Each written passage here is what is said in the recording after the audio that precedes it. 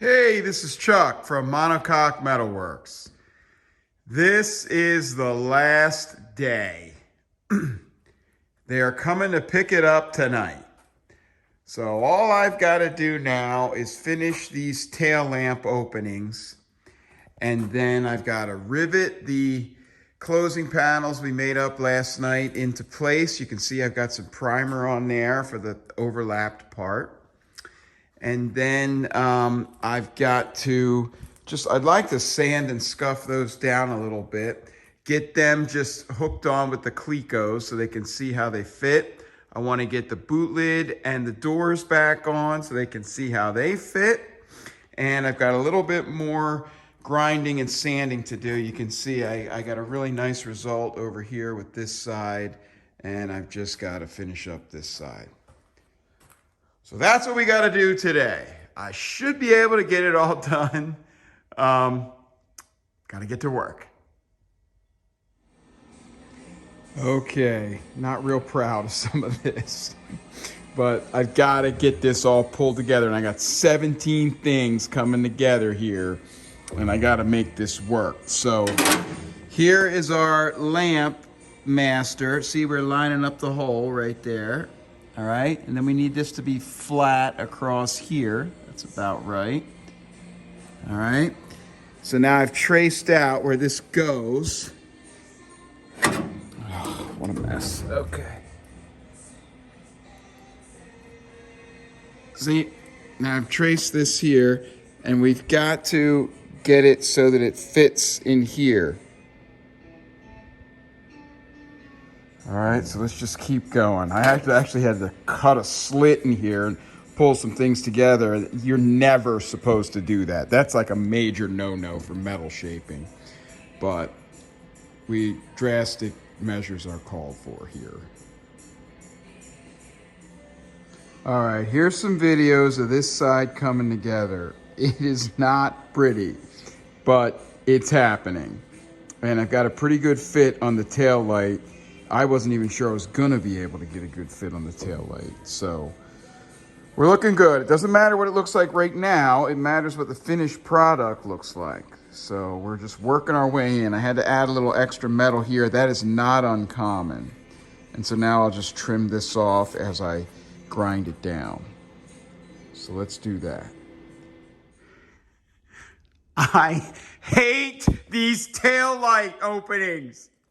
I think I got it. This one's all done, and I got this little bracket welded in here, and I haven't drilled and tapped the holes yet because I'm just gonna put the housing on there and do that, and I might even have them do that on their end just so they can just kind of tweak that to fit the body. And then here's this one over here. I've still got some grinding to do down here and then some polishing up, and then actually I just forgot, damn it.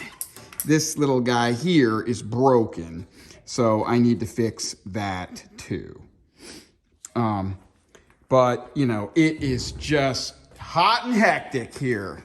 And it took way longer, of course, and there's stuff everywhere. My wife brought me over lunch so that I can just keep going here. So we are almost there.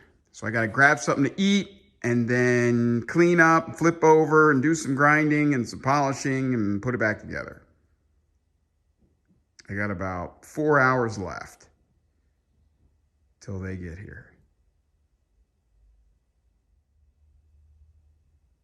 Okay, she's done.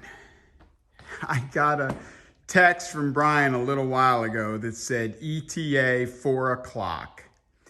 And it is 3:44. And I have been running and throwing tools since 9 o'clock this morning. And the only reason I started so late was because I didn't leave here till 1 o'clock last night. But this was one of the concerns, that the door would open and close. And it works great. So we've got that. We've got a pretty good gap along the bottom there. The wings fit great and they've been smoothed out. I didn't want to get too crazy on them. This aluminum is real soft. So we'll get a little filler in there and that'll be just fine. We've got our closing panels up in here.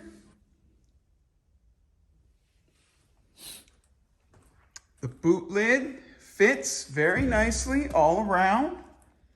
We've got a whole new tail, of course. All of the tail lamp openings are sized and the tail lamps are fitted. And I even replaced this little guy here that I had forgotten. We do this the way the factory did. They did not drill the holes until they mounted the tail lamps. Then they drilled and tapped the holes. I'm sure they did it that way because you always see these holes kind of all over the place. See how that's kind of off to the side? My attachment is a little neater than the factory did. And then here's our wing on the other side. This door hasn't changed any. And this is the one that has a bigger gap on the bottom and the back. And they'll probably doctor that up with some filler or not. This one also opens and closes just nice. Let's see here.